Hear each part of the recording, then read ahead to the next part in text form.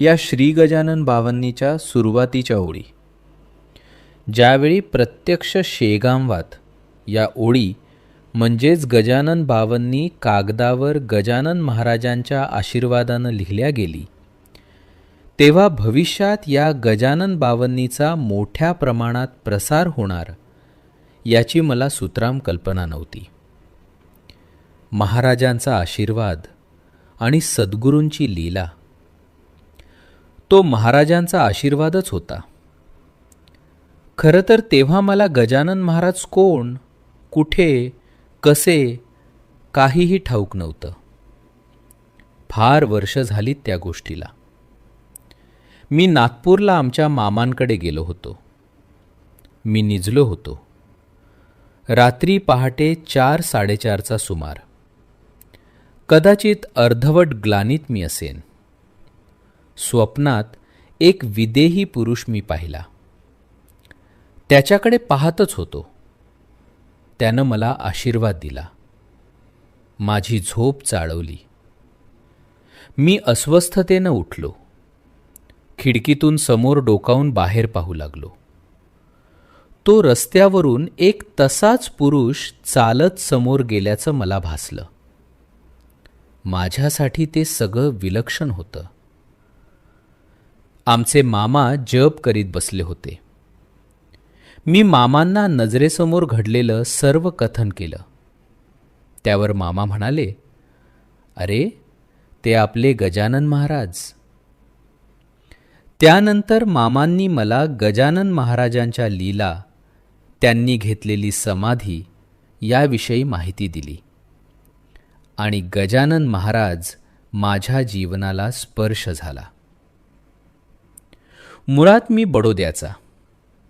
मी नेहमीच दत्त बावन्नी म्हणत असे. माझ्या सुप्त मनात एका विचारानं घर केलं असणार.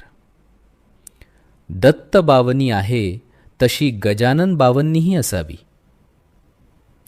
एकदा शेगावला गेलो असता शेगाव मंदिर परिसरात प्रथम दत्त बावन्नी ओठावर आली आणि नकळत केव्हा त्या ओळी बाजूला सरल्या आणि त्या ठिकाणी गजानन विजय ग्रंथातील 21 अध्यायावर आधारित ओळी येऊ लागल्या. तिथेच गजानन बावन्नीचा जन्म झाला.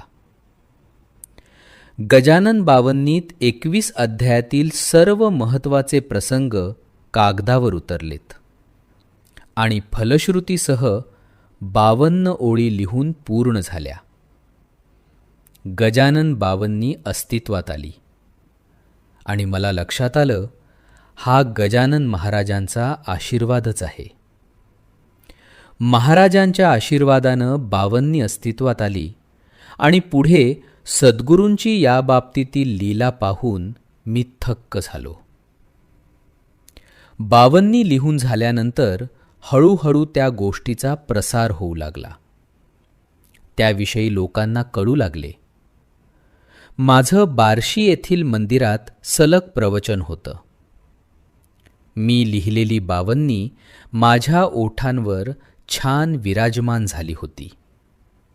पहाटे उठून मी ती म्हणत होतो.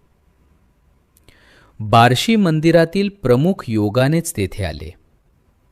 त्यांनी ते सर्व ऐकून माझ्याकडे त्याविषयी विचारणा केली. त्यांना बावन्नी आवडली. त्यांनी आग्रहानं मागून बावन्नीच्या 2000 प्रती छापून घेतल्या. तेच झालं बावन्नीचं प्रकाशन. तिथे त्या प्रती लोकांमध्ये वाटण्यात आल्या.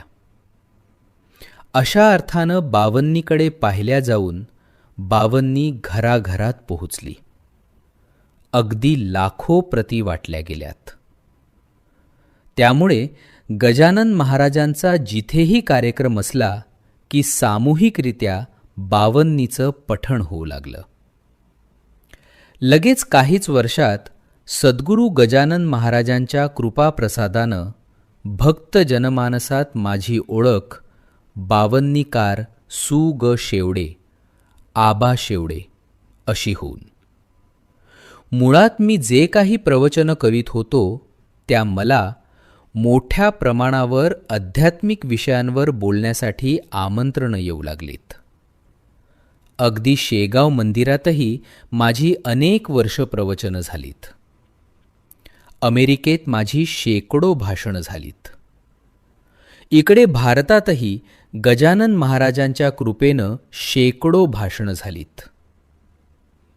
परमोच्च आनंद म्हणजे श्री गजानन विजय ग्रंथात शेवटी श्री गजानन बावन्नीला स्थान प्राप्त झालं.